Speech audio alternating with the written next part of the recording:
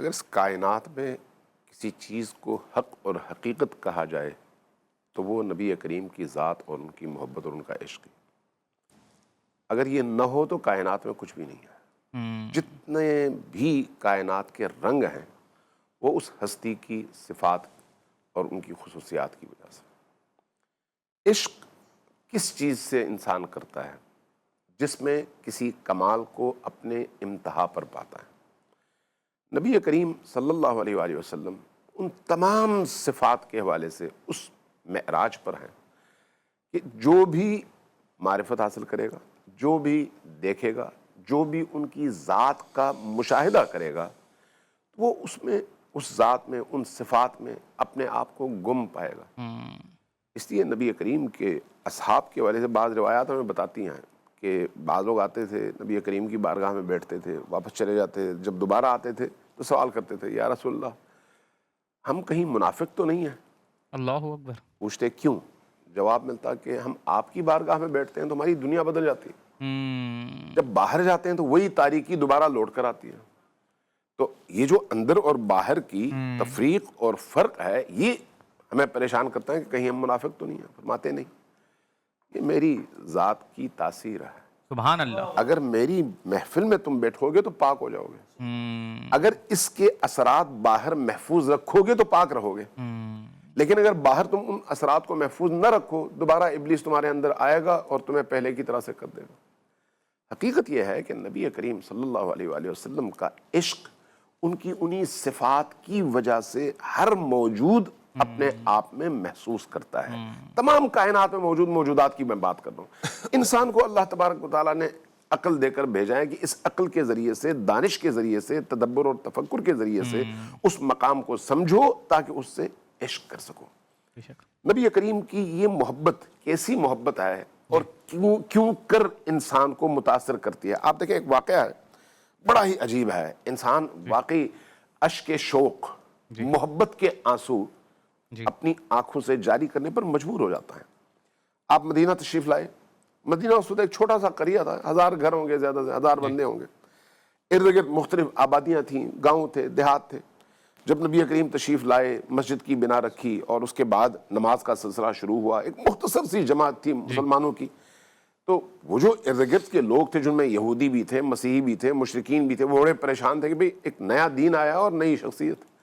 اس لیے ہر ایک یہی کوشش کرتا تھا کہ بھئی کسی طرح سے اپنے دین کو بچائے، اس لیے آپس میں بیٹھتے تھے تاکہ نبی کریم کے خلاف آپس میں مل بیٹھ کر کوئی منصوبہ بندی کر سکیں، اور پریشان مضطرب۔ اس اسنا میں اس علاقے کا ایک بدماش تھا، تاریخ نے یہی لکھا ہے، بدماش تھا جس سے لوگ ڈرتے تھے، خون خرابہ کرتا تھا۔ اس نے دیکھا بھئی میرے لوگ پریشان ہیں۔ کہا کیا بات ہے، کیوں پریشان ہو؟ کہا کہ ایک شخصیت آئی ہے جس نے نئے دین کا دعویٰ کیا ہے اور اس کے گرد کچھ لوگ جمع ہیں، تو وہ ہمارے لیے چیلنج ہے۔ کہا چاہتے کیا ہو؟ کہا کہ اس کا سر۔ اچھا تو کیوں، فکر کی کیا بات ہے، میں ابھی جاتا ہوں سر کاٹ کے لے آتا ہوں۔ تو وہ اپنے دیہات سے اٹھا آیا مدینہ میں، اسی نشے میں طاقت کے۔ عصر کا وقت ہے، نماز ہو چکی ہے، سارے لوگ مسجد سے واپس گھروں میں جا چکے ہیں اور نبی کریم اب اکیلے مسجد سے نکلے ہیں۔ آپ یہاں سے نبی کریم کی روش بھی دیکھیں، یہ جو پروٹوکولوں کا نشہ ہے نا مولویوں کو، ان کو یہ بتائیں نبی ایسے نہیں سبحان تھے، اللہ، سبحان نبی اللہ۔ ایسے نہیں تھے۔ بہت ٹھیک خوب، ہے، بہت خوب۔ نبی کریم تنہا مسجد سے نکلے، باقی سارے لوگ گھروں میں جا چکے ہیں۔ جیسے ہی آپ باہر آئے، دیکھا ایک تھکا ہوا انسان پیدل آ رہا ہے اور تلاش کر رہا ہے کچھ۔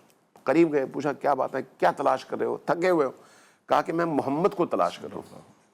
اچھا کیوں؟ کہا کہ اس کا میں نے سر کاٹنا ہے۔ کیوں؟ اس لیے کہ اس نے میرے معاشرے کے لوگوں کو پریشان کر رکھا ہے۔ اچھا لگتا ہے بہت دور سے آئے ہو؟ کہا ہاں فلان علاقے سے۔ اچھا تھکے ہوئے بھی ہو، دھوپ بڑی کڑی ہے، تیز ہے، گرمی ہے، آؤ پہلے ذرا آرام کر لو، کچھ کھانا پینا کر لو، پانی پی لو، کچھ دیر استراحت کر لو، جب تم فریش اور تازہ دم ہو جاؤ تو میں محمد کا ہاتھ تمہارے ہاتھ میں خود دوں گا۔ واہ۔ ساتھ میں لیا، اپنے گھر تشریف لے آیا۔ اب آپ دیکھیں اس شخصیت اور ہستی کی اس کمال کی صفت کو، یعنی آدمی کے پاس الفاظ نہیں ہوتے کہ کیسے وہ بیان کرے۔ گھر لے آئے، اس کو کھانا دیا، پانی دیا، شربت دی، جو بھی اس کی خاطر مدارات ممکن تھی کرنے کے بعد کہا اب ذرا آرام کرو، دھوپ ہے، تیز ہے، ذرا سا دھوپ ڈھل جائے اس کے بعد پھر اٹھ جانا۔ کہا ٹھیک ہے، وہ سو گیا۔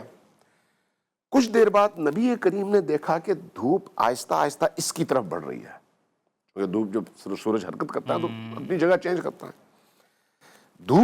جب دھوپ اس کے چہرے پر پڑنے لگی تو خود تشریف لائے سورج اور اس کے درمیان کھڑے ہو گئے تاکہ اس پر سایہ ہو. وہ کون ہے؟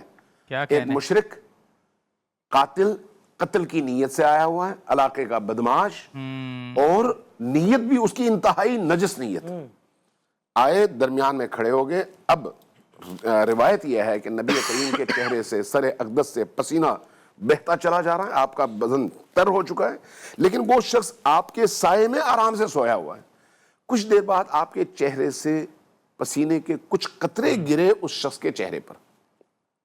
جیسے ہی وہ پانی کے قطرے، پسینے کے قطرے گرے، اس نے آنکھیں کھولی، دیکھا کہ نبی کریم کھڑے ہیں، پسینے سے شرابور ہیں اور اس کو دھوپ سے بچایا ہوا ہے.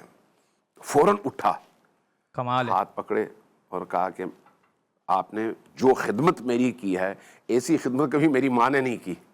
میں کیسے آپ کے اس احسان کا بدلہ اتاروں؟ اب میں خود یہاں پر مسافر ہوں، آپ نے جو مجھ سے وعدہ کیا تھا وہ آپ پورا کیجئے، اس کے بعد میں جاؤں گا، کبھی آپ کو دعوت دوں گا، آپ کی خدمت کروں گا. کہا اچھا کیا چاہتے ہو؟ محمد کا ہاتھ چاہتا ہوں، مجھے اس تک پہنچائیے. ہاتھ بڑھایا، کہا پکڑو. سبحان اللہ، سبحان اللہ. جب کہا ہاتھ پکڑو تو کہا کہ نہیں، مجھے آپ کا نہیں، محمد کا ہاتھ چاہیے. کہا میں ہی محمد ہوں. اللہ اکبر. جب یہ کہا تو ایک دفعہ وہ اس کو ایسے لگا جیسے کرنٹ لگ جاتا ہے ایسی صورتحال میں. بے شک. کچھ دیر دم بخود رہا، بالکل سکوت کی کیفیت میں، جیسے ہارٹ اٹیک ہو جائے گا. اس کے بعد کہا کہ اگر آپ ہی محمد ہیں تو پھر آپ کے علاوہ کوئی حق نہیں ہے کائنات میں. آپ جو دین لے کر آئے اس کا کلمہ مجھے پڑھا دیں، میں آپ کا گرویدہ ہو گیا ہوں.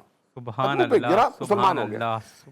اب جب اس طرح کا اخلاق نبی کریم کا سامنے آئے گا تو کون ایسا کافر ہوگا جو نبی کریم کے قدموں میں گرے نہیں اور ان کی محبت سے اپنی اس نجس روح کو پاکیزہ اور نورانی نہ کرے. یہ عشق نبی کی ابتدا ہے، نبی کریم کی شناخت اور ان کے ان صفات کو سمجھ کر اس کے مطابق اپنی زندگی کا آغاز. بہت خوب. آج جو ہم اپنے ارد گرد دیکھتے ہیں کہ نبی کا عشق بھی ہے، لوگوں کی گردنیں بھی کٹتی ہیں. نبی کی محبت بھی ہے اور لوگوں کو گالیاں بھی دیتے ہیں. نبی کی محبت بھی ہے، انسانی معاشرے کے اندر نفرتوں کا بیج بو بو کر لوگوں کو کینے، نفرت اور ایک دوسرے کو قتل کرنے اور دہشت گردی کی طرف ابھارتے ہیں. یہ نبی کی محبت نہیں ہے، یہ اندر کے اس تاریخ دنیا کا اظہار ہے. یہ نبی کی محبت نہیں ہے، یہ حب ذات ہے. یہ نبی کی محبت نہیں ہے، یہ جہالت ہے اور نری جہالت ہے جس کا دین سے اور نبی کے عشق سے کوئی تعلق نہیں ہے.